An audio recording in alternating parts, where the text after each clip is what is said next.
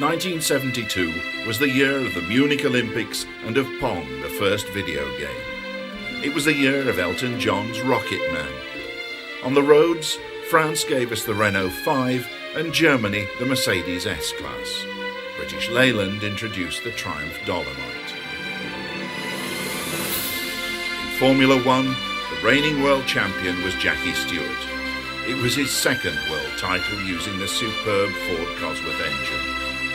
This off-the-peg power unit had transformed Grand Prix racing by enabling small teams to build their own cars around the Ford-sponsored V8. Teams like Ferrari, BRM and Matra Simca were racing using their own engines, but were finding it hard going against the Ford-powered competition.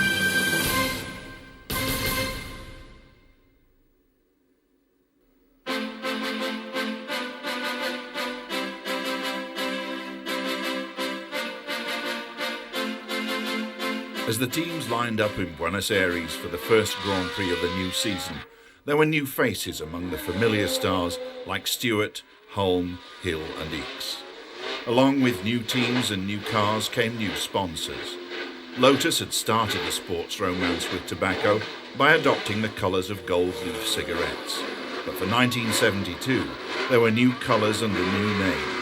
The cars were no longer Lotuses, they were John Player Specials.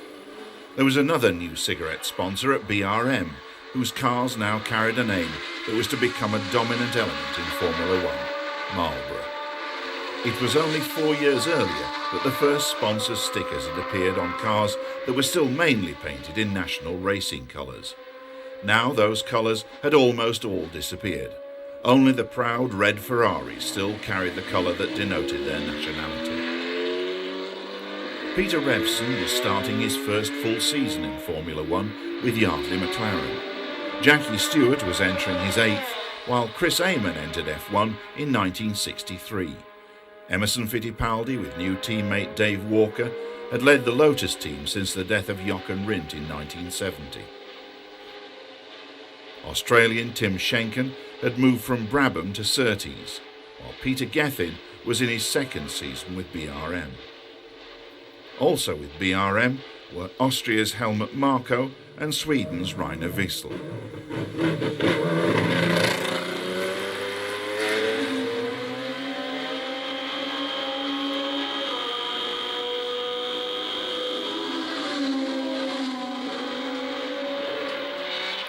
Among the cars taking to the track in Argentina, the class of the field was reckoned to be the Tyrrell. In its first season of racing, the car had proved fast enough and reliable enough to give Jackie Stewart the championship, and there was no reason that driver and car should not repeat the success. The Ferraris were a threat, and with Jackie Ickx, Clay Regazzoni and Mario Andretti driving, the red cars were always potential winners. BRM was an unknown quantity, for its lavish new sponsorship meant the British team was running 5 cars. Maybe that was too many. The big question mark was over Lotus. Colin Chapman and the team had been hit hard by Jochen Rindt's death in 1970, and 1971 had been an unsuccessful year. But the Lotus 72 was a superb design, and Chapman could never be counted out.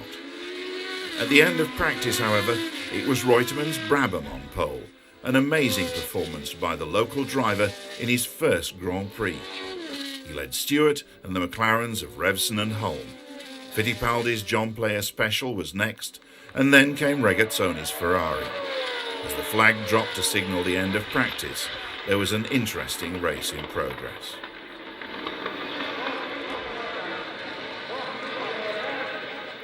As the crowd and the drivers anticipated the start, the talk was of Reutemann's pole position. One of the contributing factors had been the special qualifying tyres Goodyear had provided.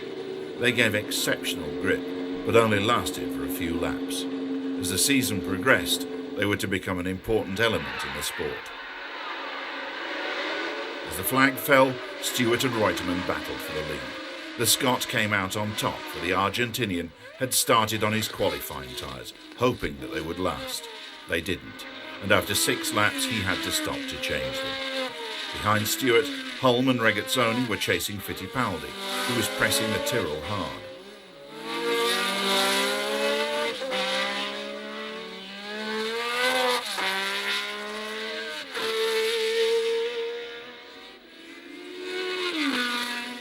On lap 20, Ferrari chief engineer Mauro Foglieri's day was spoiled when Andretti pulled into the pits to retire with a misfiring engine. Teammates Regazzoni and Ickx were still running, but all eyes were on Fittipaldi, who was right on Stewart's tail. But the Brazilian's Lotus had damaged its suspension at the start, and with just under a third of the race to run, he had to retire. Graham Hill was also out, watching from the pits as Stewart pulled away from home.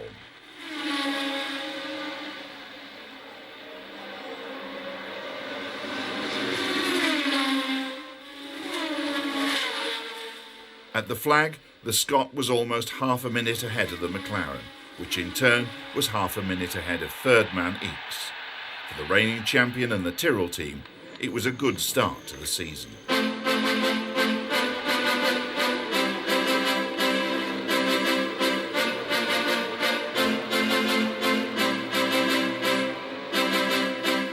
The second race of the year was at Kyalami near Johannesburg in South Africa. As usual, the African sun shone brightly and the circuit, one of the more relaxed venues on the Grand Prix programme, gave the drivers and teams a friendly welcome. 2 months had passed since the race in Argentina, but there were no great technical changes in the cars.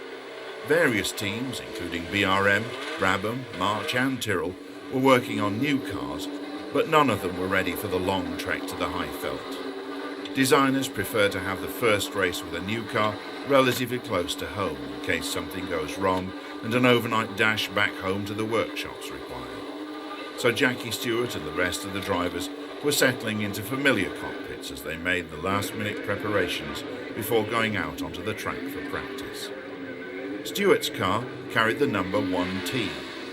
1 marked his status as world champion, while the T meant the car was his spare and its times would not be counted for qualifying. Carlos Reutemann, in only his second Grand Prix, could only dream of having a spare car, but his time would come, as would Mario Andretti's.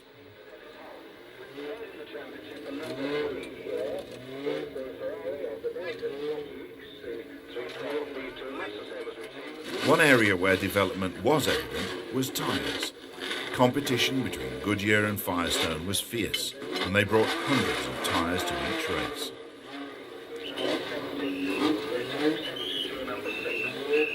Francois Sever was beginning his third year with Tyrrell and was proving an excellent backup to Stewart.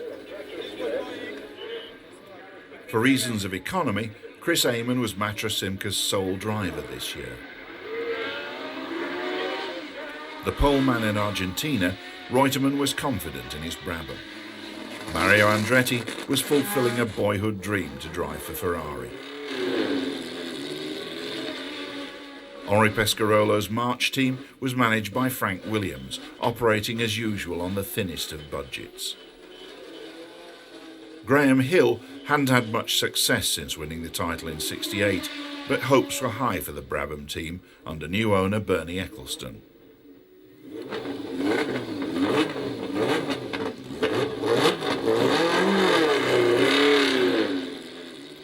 As practice started and the cars dived out of the pits onto Kyalami's start and finish straight, the first task was to clear the racing line around the circuit.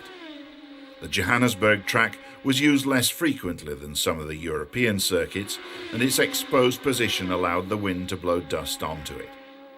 In the first day's practice, the cars would clear the dust and lay down a coating of rubber that would create the grip they needed.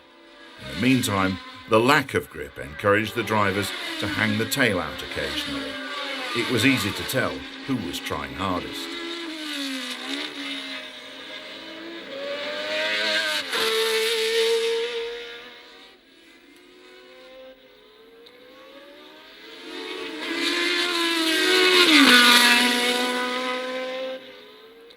As the track settled down, the qualifying pattern began to establish itself.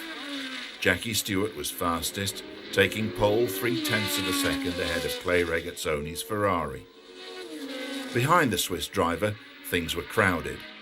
Fittipaldi, Hailwood and Holm all recorded the same time, just 0.1 of a second slower than Regazzoni. Andretti was another tenth behind the trio, while Ickx and Sever fill the rest of the third row. Because of the width of the Kyalami Straight, there was room for 3 cars side by side on the front row of the grid. There were 2 on the second, and this 3-2 sequence continued to the back. That's where you'd find the oddest looking car in the field, the Eiffel Land March, driven by Rolf Stommelen. With its rear view mirror mounted centrally in front of the cockpit, it earned some strange looks from the other drivers.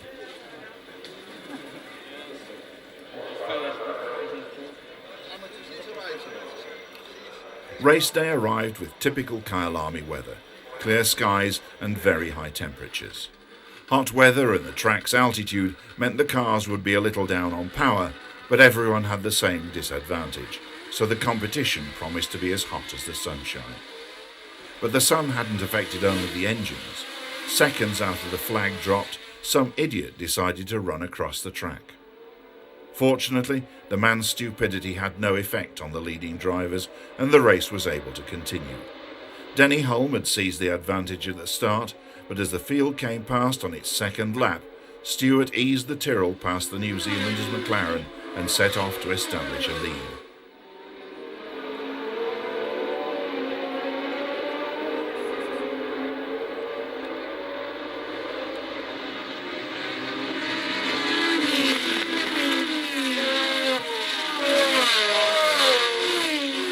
Behind Stewart, Hulme, Fittipaldi and Hailwood were locked in a fierce battle. We saw Hailwood come out on top until his rear suspension let him down. Then, just after the halfway mark, the Tyrrell's gearbox seized and Jackie was a spectator in the pits, along with Carlos Reutemann.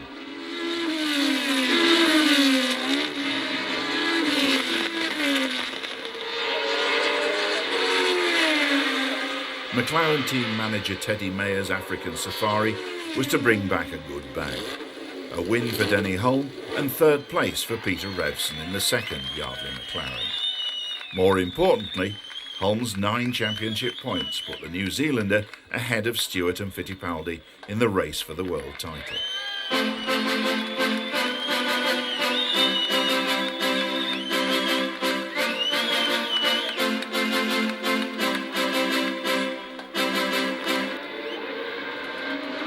And so the Grand Prix circus moved to Europe and the Jarama circuit near Madrid in Spain. The form book was now a little clearer. Stewart was still a major contender, but other teams like the Surtees outfit with Mike Hailwood had made progress. Frank Williams Politoy's March team with Pache and Pescarolo and less experienced drivers like Australian Dave Walker at Lotus were at a disadvantage. But up at the front of the grid, where Jackie Stewart and Mario Andretti hung out, a pecking order was beginning to establish itself. Chris Amon's Matra still wasn't reliable, while Jean-Pierre Beltoise was settling in at BRM. King Juan Carlos of Spain enjoys motor racing, and for once, Louis and Jean Stanley, the royal family of BRM in the 60s and 70s, were outranked by the real thing as the King met the drivers, with a special greeting going to famous former driver Baron de Graffenried.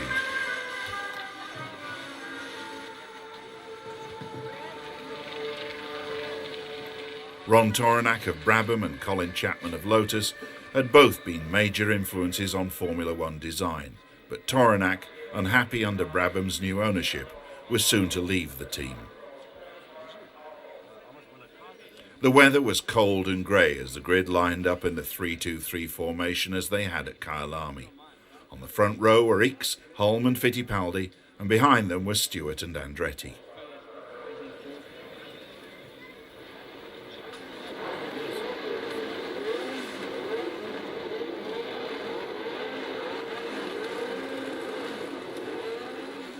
Stewart took the initiative at the start and grabbed first place, but on lap 8, Fittipaldi slipped past into the lead. He was followed by Ickx, Hulme, Regazzoni, Andretti.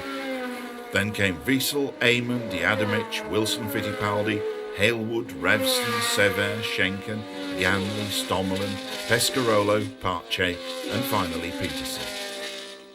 Local star Alex Soler-Roig in a BRM was the first of many drivers to spin off. Fittipaldi was uncatchable as Stewart, Ickx and Hull battled over second place. But the Ferrari was now lighter than during the earlier races and the Belgian had an advantage. Before the race, it had looked like rain and Stewart and Ickx had bet on it, taking soft tyres. Fittipaldi was better equipped for a dry race, and when rain fell around midway, it looked as though his rivals would have an advantage. But it was only a shower, and as the track dried, the Brazilians stayed ahead.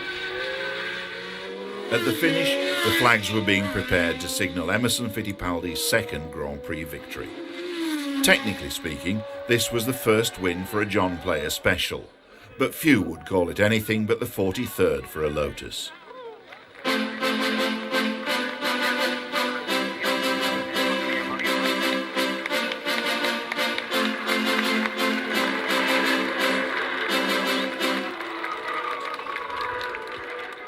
And so the championship trail moved on to the richest corner of the Mediterranean, settling alongside the harbour in Monaco.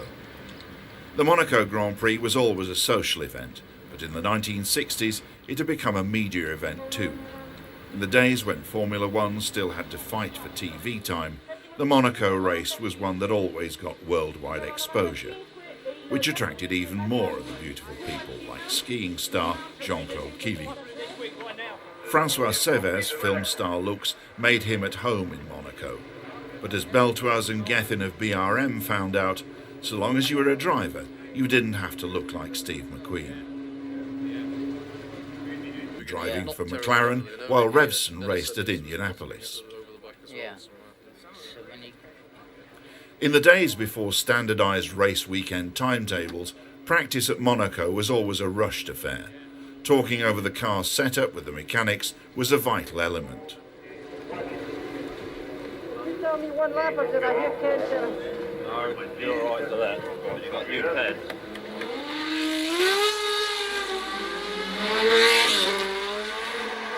The track at Monaco is totally unique.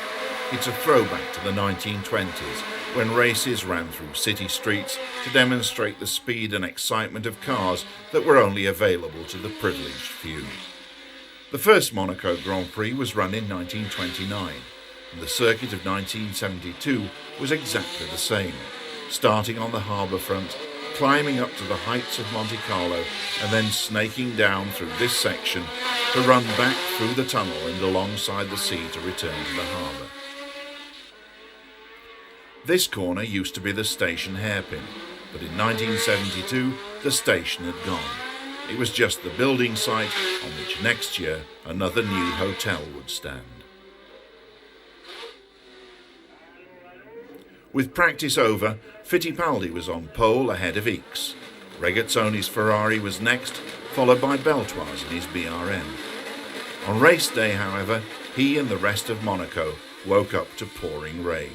But for him, it was to be the brightest day of his life. Controlling the V12's power superbly, he took the lead from the start and dominated the race. Behind him, every other driver had to drive into a curtain of spray that obscured everything. The spray only fell back on the slowest parts of the course, like the old station hairpin. But on these corners, there was always the danger of applying too much power too soon and spinning off.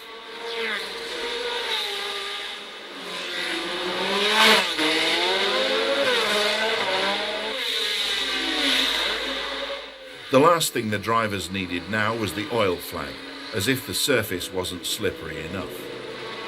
Through it all, Beltoise drove fast but carefully, knowing that because overtaking is so difficult, the leader at Monaco always has the advantage.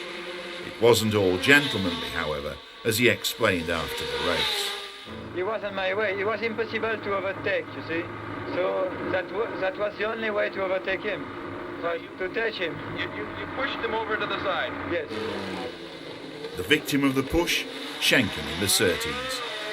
Behind Beltoise, wet weather specialists Ickx and Stewart struggled to keep up, and the whole field fought against an excess of power for the conditions. Even Jackie Stewart had a spin, but mercifully not in front of the cameras. Mike Beutler wasn't so lucky, and even the winner had his hairy moments.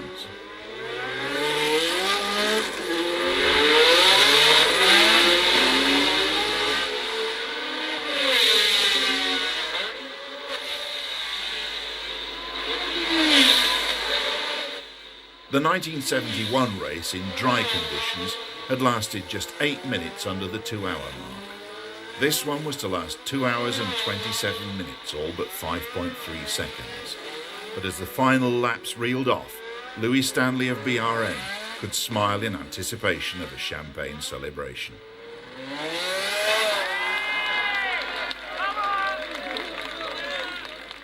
This was to be Jean-Pierre Beltoir's only Grand Prix win, but it would go down among the truly historic driving performances. Fittipaldi took third from Stewart with just 4 laps to go. This put the Brazilian on top of the championship table, ahead of Ickx, whose second place here moved him above Hulme and Stewart as the series moved on to Belgium and the new Nivelles circuit near Brussels. Championship leader Emerson Fittipaldi had good reason to smile, but Graham Hill's results were disappointing.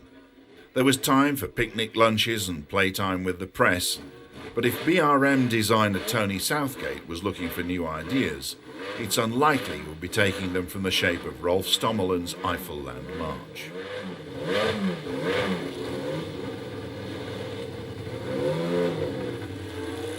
As the cars went out for first practice under the guidance of enthusiastic local marshals, there was one notable absentee.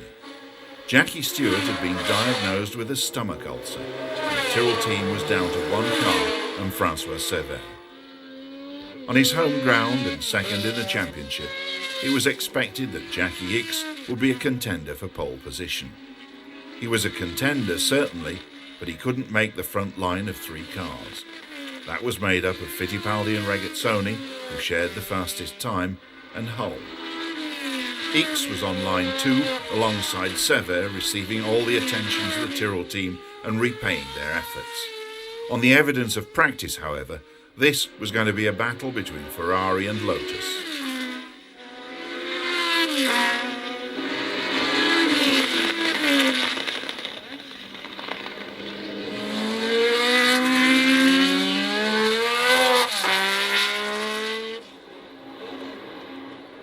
Emerson Fittipaldi was quick in practice and he knew how to win a race, but he still hadn't mastered the art of starting, and as the cars raced away from the grid, he lost out to Regazzoni. The Swiss led for 9 laps, but Emerson stuck with him and slipped past just as soon as an opportunity presented itself. Behind him, Regazzoni clung on, but Hulme, troubled by a vibration in his front wheels, was unable to make any impression. Ickx's engine was out of sorts, and that left Cévert sticking with the leaders and moving up as their problems struck.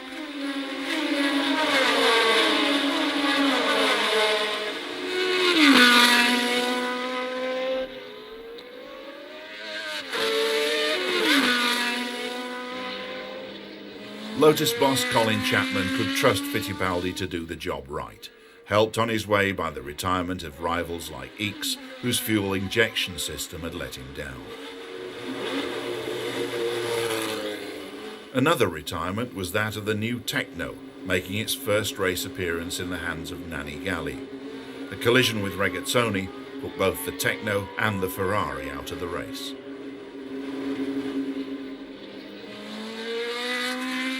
Fittipaldi had dominated the race, and when the flag fell, he was almost half a minute ahead of Cévert.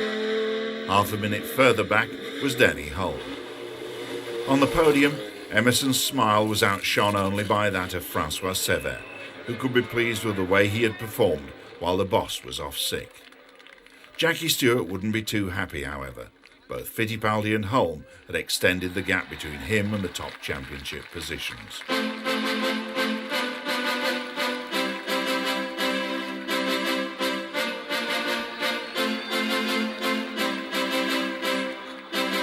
The French Grand Prix was held on the road circuit at Clermont-Ferrand. Jackie Stewart had recovered from his ulcer, and the big news was that the Tyrrell team had a new car which Cévert would drive. There was also a third Lotus driven by South African David Charlton, but it failed to qualify. Stewart's plan was to rely on his knowledge of the circuit to keep him competitive in the older car. Why don't we do 1 ton? It's the only way I can feel it. It's okay, the gear change is still bad even though I do it slowly. The teams were all discussing tactics for a circuit based on public roads, a format that required them to get used to a crowded pit lane, as Niki Lauda was to find out. At least the visitors, like veteran British driver Raymond Mays, could get close to the action. Keeping an eye on the action behind him was Chris Amon. He had a new, lighter Matra this weekend, so new the mirrors hadn't been fitted yet.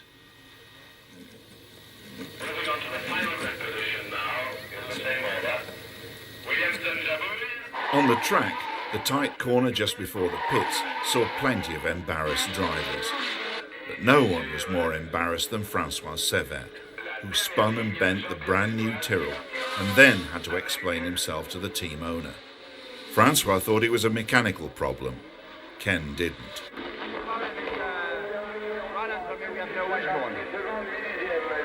One wishbone is bad.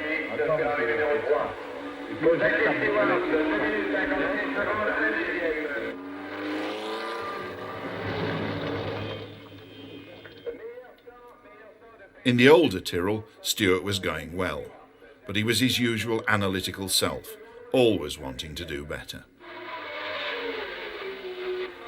Problem, Jackie. Yeah, I think so. I've got a back-end problem when I get out of the corner, but the biggest problem is pointing the car. I can't point the car in all these corners going down the hill. The car's gliding over the road rather than biting into it. The start, with Amon and Hulme in an all-Kiwi front row, Stewart and Ickx behind. But watch the red car on the right. It's the March driven by Ronnie Peterson.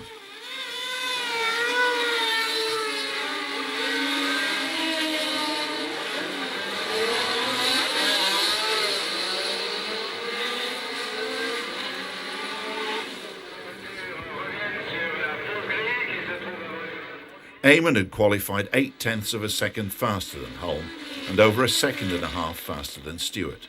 The new Matra was obviously very good and he had no problems keeping ahead of the chasing pair. Clermont-Ferrand is the home of Michelin tyres, but in 1972 the company had no interest in Grand Prix racing. This meant that the big money battle between the American giants of Goodyear and Firestone was taking place in the backyard of their biggest commercial competitor. This year Goodyear, with the first 3 cars, was ahead, while Ickx was the leading Firestone runner. The French company was just an interested observer, but it wouldn't stay that way. Then tyres began to play a major part in the race. Walker's retirement of the second Lotus was mechanical, but other cars all suffered punctures. Amon was first, then in came Hulme, followed by Patrick Depailler in his first Grand Prix with Tyrrell. The punctures were caused by sharp stones from the edges of the track, and after Ickx also became a victim, the Tyrrell pit warned Stewart, now in the lead of the danger.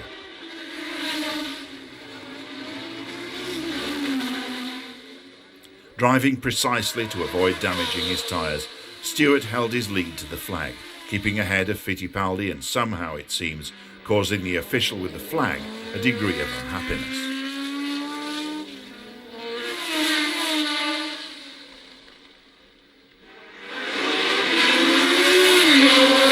As Jackie was welcomed by a cheering crowd and showers of champagne, there were many in the pits feeling sympathy for Chris Amon.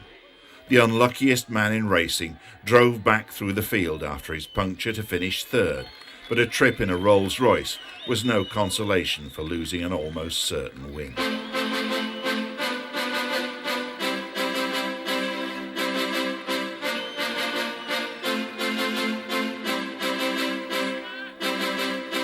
Ten years ago, in 1962, the British Grand Prix was held at Aintree near Liverpool, but ever since the race had alternated between Silverstone and Brands Hatch, and this was the 5th Grand Prix on the Kentish circuit.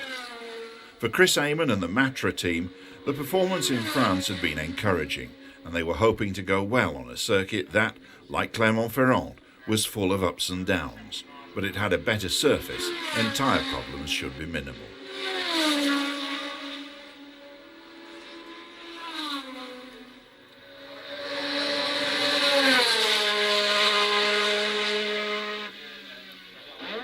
With 34 out of a possible 45 points in the first half of the season, Fittipaldi was firmly placed at the top of the World Championship. For the Brazilian, the only real challenge was from Jackie Stewart, for Denny Hulme had been involved in a crash while racing in the Can-Am Series in America.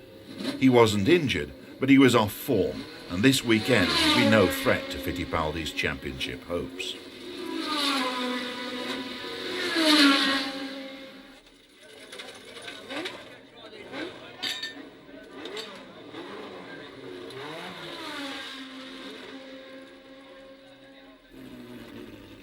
Stewart's chances were bolstered by the new Tyrrell 005. It had been fast in the hands of Sévère in France, and now it was the chance for the team's lead driver to test its possibilities.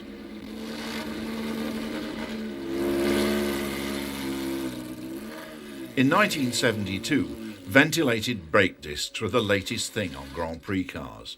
Today, they are the norm on family saloons, proof that racing improves the breed. But electronically, the F1 cars of the 70s are like dinosaurs. Then, electronics meant ignition and fuel injection, and that was all. Today, electronics are everywhere. A luxury car's computing power makes a Lotus 72 look like a PC against a supercomputer. The pattern of practice was broken as Jackie Stewart walked back to the pits. The new 005 had done the same thing to him as it had to François Sévère in France. Snapped out of control without warning. For Jackie, it was back to the old car. For the Tyrrell design team, it was back to the drawing board. There were also problems for Eamon and the Matra engineers, with a damaged suspension arm. Back in his old Tyrrell 003, Stewart was fast enough for fourth on the grid behind Revson and Fittipaldi. But as the band played during the build-up to the start, the talk was about the speed of poleman Jackie Ickx in his Ferrari. And sure enough, when the flag fell, it was the red car that streaked into the lead. Ahead of Fittipaldi and Beltois, the field snaked through Paddock Bend and up the hill to Druids Bend before diving down behind the pits. Then it was off into the back country of Brands Hatch, the loop that had been added to the circuit to turn it into a track long enough to host a Grand Prix. The original kidney-shaped Brands Hatch track was still there, and it still hosted national races, even one at Christmas. The secret of the appeal of Brands was the superb view spectators got from practically any point on the circuit. There were big grandstands along the pit straight, and the car park on the slope behind the pits offered fans the opportunity to watch the racing from their own cars. The fanfare their horns produced to salute winners was one of the unique features of the circuit.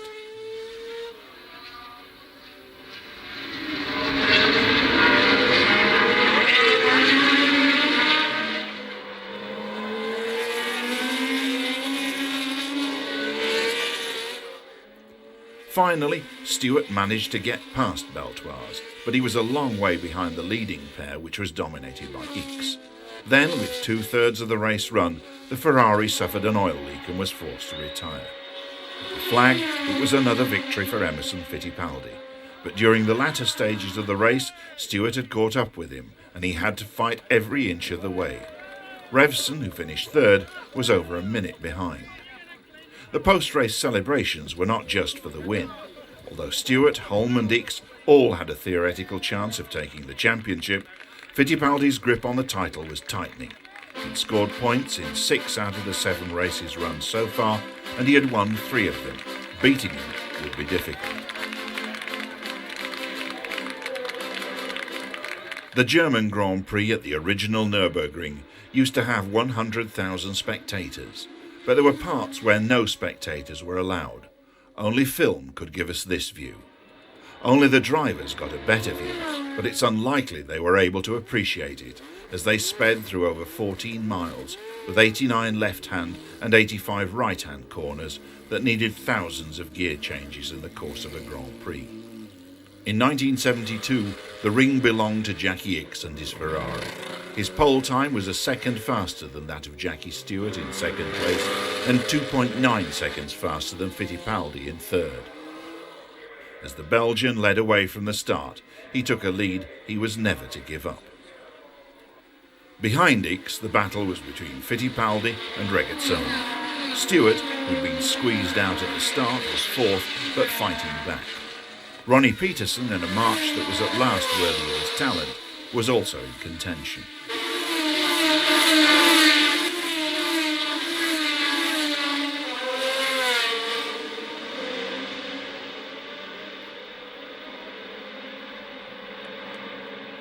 The long straight of the Nürburgring runs parallel to the main road from Koblenz to Aachen, and just a short distance away to the right of the picture, everyday traffic was travelling at less than a third of the speed of the Grand Prix cars.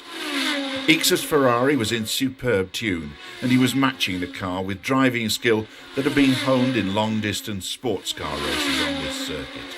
He was gaining around 3 seconds a lap on his pursuers, smashing Severt's lap record set the previous year by almost 7 seconds. He covered the 14.2 miles in 7 minutes and 13.6 seconds, an average of almost 118 miles an hour. For the purists, this was motor racing at its best.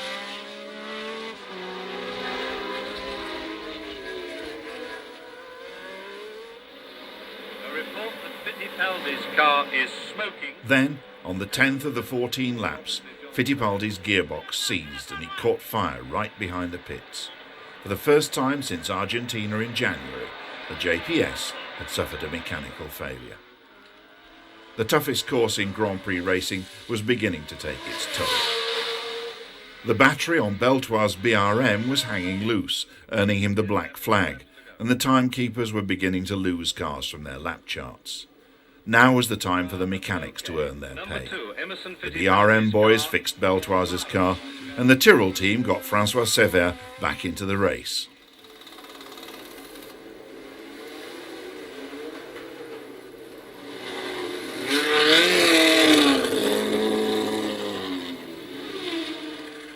In the Williams pit, Carlos Pache had a longer stop, but he still rejoined the battle. Although fixing his visor cost valuable seconds.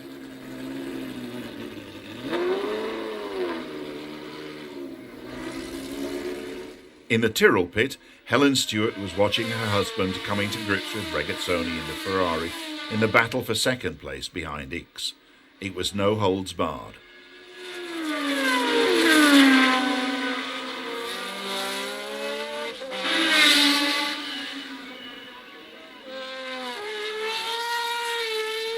And then, on the very last lap, the two cars tangled.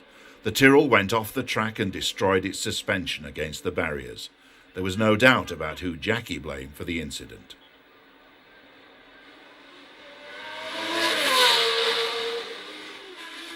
For Ferrari, first and second was a great result, and the team was justifiably jubilant. Ronnie Peterson and March could be happy with third too, but the big loser was Jackie Stewart. To lose second place in a race where his greatest rival had retired was a bitter blow to his championship hopes. To see Regazzoni, the man he blamed for his retirement, on the podium in the place that could have been his, must have made it worse.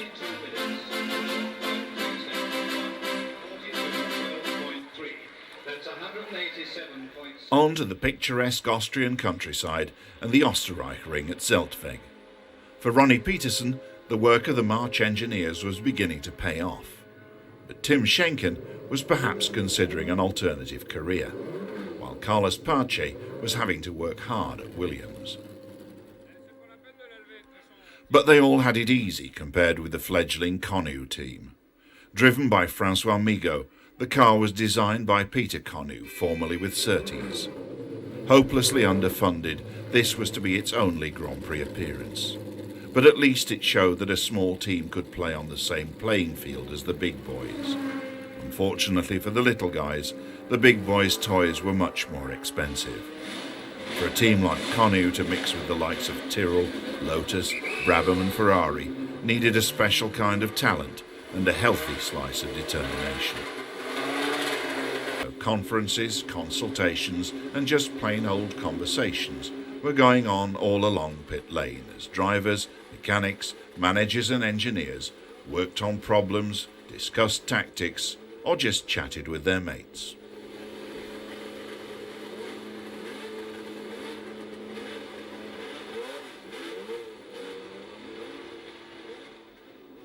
As the cars headed out to practice, working up to maximum speed on this, one of the fastest Grand Prix circuits, it was once again an example of the gap between the front of the grid and those further down who exist to a large degree on hope. Mike Beutler, in a March bankrolled by a group of British stockbrokers, was in his 7th race of the year. His final points tally would be 0. Graham Hill wasn't doing much better. So far, he'd scored just 2 points.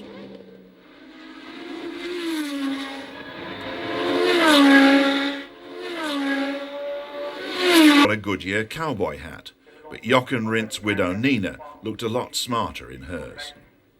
After practice, Gethin and Ganley can chat. Emerson Fittipaldi gets over simple questions from the press. You feel you're still going to win the World Championship? Oh, it's still a long way to go, but we have to try.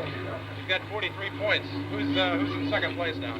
It's Jackie. Yeah. Jack Stewart and Jack Hicks, they are very close, I think still a long way to go. I prefer to win.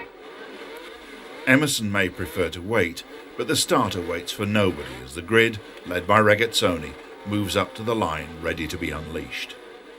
The Swiss driver was caught out at the start and lost his pole. Fittipaldi took longer to get past Regazzoni, but he managed it in the end, and after 10 laps, Stewart, Fittipaldi and Hulme were only 1, 2, 3, and Regazzoni was on the verge of retirement with a fuel feed problem. Fittipaldi was on top form, and on lap 23 he outbraked Stewart and passed him.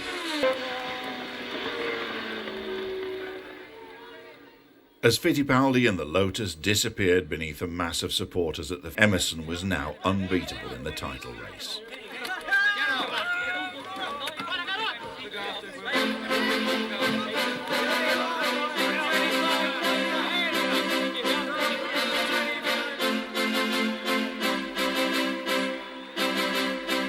Jackie Stewart arrives at Monza by helicopter, but for BRM drivers Peter Gethin and Howden Ganley, the transport is a hire car driven by Gethin, who won here in 1971.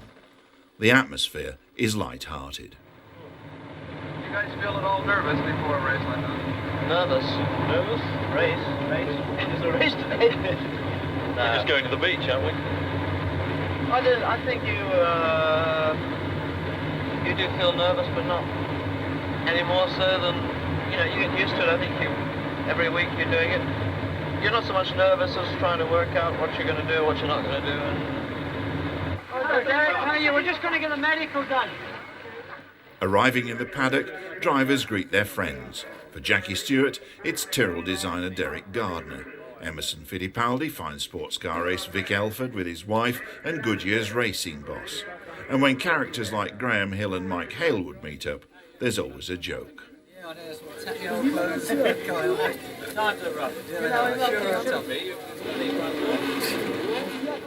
As the cars lined up, Ickx was on pole with Eamon second. Stewart, back in the new 005, was third. But his championship hopes were about to die. Watch his car on the right-hand side of the second row. But with Ickx leading Regazzoni, the prancing horse was rampant, and the Scots' departure was soon forgotten in a rush of Italian pride.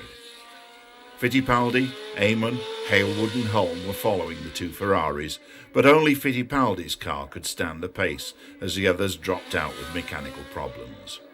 With some lurid spins and Ferraris in the lead, the early part of the race had plenty to keep the Italian fans interested, even though it was being run on a circuit with new chicanes to reduce top speeds. But then things began to go wrong for the home team. Regazzoni was eliminated when he hit Carlos Pace.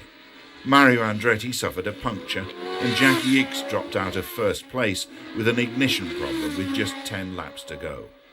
And the man who inherited the lead, Emerson Fittipaldi. In another example of his driving skill and the car's reliability, he thundered home to his 5th Grand Prix victory of the year. 5 wins in 10 races and only 2 races in which he didn't score points. Fittipaldi's season had been worthy of a true champion, and the John Player Lotus had proved a true champion car. With the championship decided, the Canadian Grand Prix was all about individual results. Stewart and Holm needed to prove that as past champions, they had not lost their touch. Fittipaldi wanted to prove he was a worthy champion. With the Tyrrell 005 finally sorted, it was the Scotsman that came out on top, by a long way. The car behaved perfectly, and he pulled steadily away from his pursuers. At the finish, he was 48 seconds ahead of Revson, with Holm third. Fittipaldi finished 11th after a collision and a pit stop. Now that the championship was his, the Brazilian finally decided to show he was human, as did Jackie Stewart when faced by the race queen.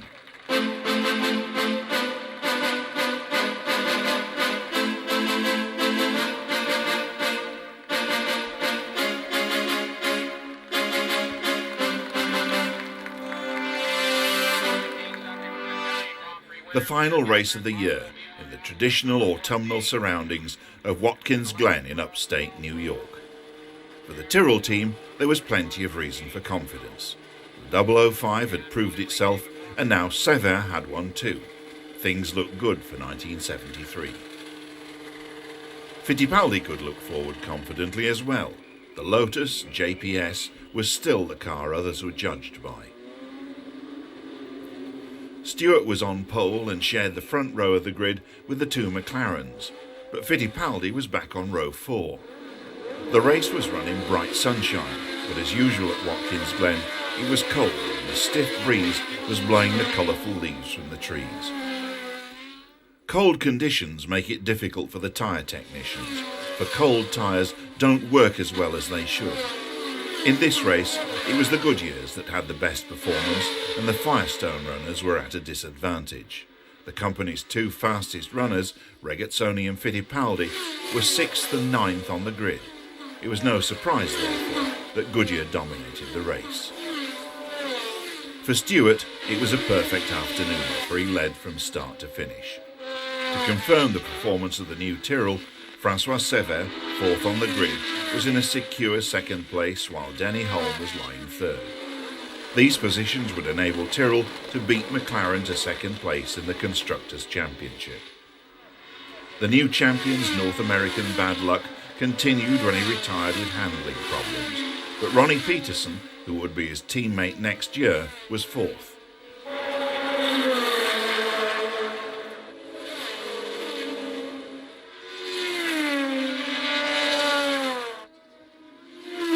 Flamboyant Watkins Glen flagman signalled the end of the race.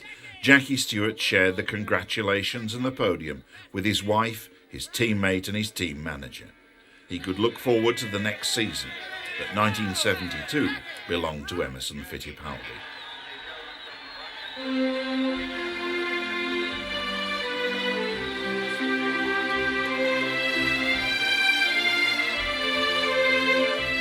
Fittipaldi's win in the 1972 championship showed that Lotus, whatever it might be called for the benefit of the sponsors, was an organisation capable of producing great racing cars and finding the best men to drive them. It also showed that the Tyrrell operation, coupled with the driving talents of Jackie Stewart, could take on the world and win. For the traditionalists, it showed that Ferrari could never be counted out.